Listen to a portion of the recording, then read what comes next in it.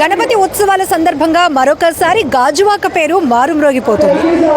Lambodara charitable trust ఆధ్వర్యంలో Gajuwaka depot exhibition గ్రౌండ్లో ఏర్పాటు చేసిన చూస్తున్నారుగా బెల్లం మహాగణపతి స్వామివారిని దర్శించుకోవటం చాలా అద్భుతంగా అనిపిస్తోంది.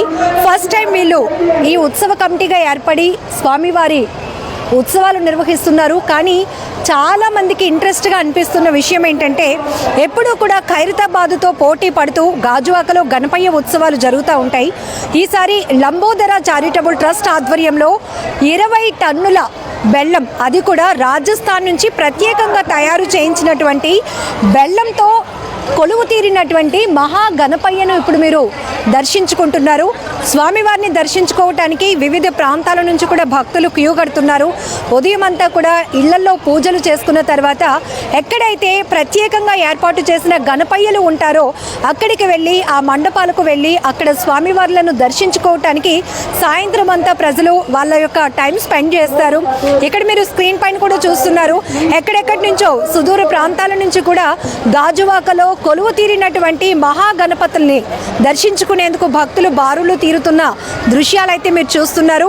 అసలు ఎందుకు బెల్లం గణపయ్య అనేటటువంటి ఈ స్వామివారిని ఇక్కడ ప్రతిష్ఠించడానికి కారణాలు ఏంటి అనే విషయం కూడా లంబోదర చారిటబుల్ ట్రస్ట్ వారిని అడిగి తెలుసుకుందాం. గోవర్ధన్ గారు మనతో పాటు ఉన్నారు. గోవర్ధన్ గారు, ఫస్ట్ టైం అనుకుంటా మీరు గాజువాకలో ఉత్సవాలు చేయటం, ఎందుకు ఈ తలంపు ఎందుకు వచ్చింది మీకు? అసలు అంటే ఏం లేదండి, నార్మల్గా ఎప్పుడు మనం అంటే ఎకో ఫ్రెండ్లీ వినాయకుడు చేద్దామని ఒక కాన్సెప్ట్. అంటే ఫస్ట్ టైం చేస్తే అది బెస్ట్గా నిలబడాలి, ఆ ఫస్ట్నే బెస్ట్గా తీసుకెళ్తే ఆ రీచ్ వేరేగా ఉంటుందని చెప్పి మనం ఇది తెలపడం చేయిందండి. ఇది మనం ఏంటంటే ఎకో ఫ్రెండ్లీ, అంటే ఇప్పటివరకు అన్ని వినాయకులను పెడతారు, మనకి మట్టి వినాయకులు పెడతారు, ప్లాస్టర్ ఆఫ్ ఫైబర్ పెడతారు, అన్నీ పెడతారు. ఇవి తీసుకెళ్ళి నిమజ్జనం టైంకి ఆ నిమజ్జనం సరిగ్గా అంటే పొల్యూటెడ్ అయిపోతుంది. బీచ్ వాటర్ కానీ మొత్తం అంతా పొల్యూటెడ్ అయిపోవడం. మనం ఫ్లడ్స్ చూసాం మొన్న రీసెంట్గా విజయవాడ. మన దగ్గర మన పక్క ప్రాంతమే, అది పెద్ద దూరం కూడా కాదు. అంటే ఎలా వస్తున్నాయో ఏమొస్తున్నాయో తెలియట్లేదు, కానీ అంత కొత్తగా అన్నీ వచ్చేస్తున్నాయి మనకి. ఇవన్నీ కాదు, ఏదైనా ఒక బెస్ట్ తీసుకుందాం అంటే ఆ బెస్ట్ ఏంటి అని ఆలోచించామండి. ఆ బెస్ట్ ఏంటి అంటే అది కూడా ఒక ప్రత్యేకమైనది కావాలి మనకి. ఆ ప్రత్యేకమైనది వినాయకుడికి నచ్చేది ఏంటి ఉన్నదంటే బెల్లం ఉన్నది.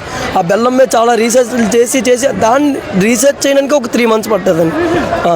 రీసెర్చ్ చేయడానికి ఒక 3 months బిఫోర్గా రీసెర్చ్ చేయడం స్టార్ట్ చేస్తే ఇక్కడ అంటే అది తెచ్చి శాంపుల్ ఇంట్లో పెట్టడం అంటే ఎన్ని రోజులు ఉంటుంది, ఎలా వర్క్ అవుతుందో చూడడం, తర్వాత శిల్పుల్ని అంటే రొటీన్గా శిల్పుల దగ్గరికి వెళ్ళడం, మనం చేయడం. అలా అయితే మనకి అనకాపల్లిలో ఒక శిల్పి తగిలారు. అయితే అండి నేను చేస్తాను, కొన్ని రిస్క్ మీరు పెట్టుకుంటారంటే లాస్ట్కి ఎలా వస్తుందో తెలియదు, కానీ నేనైతే చేస్తానని చెప్పి ముందుకు వచ్చారు అనకాపల్లి వాస్తవికులు.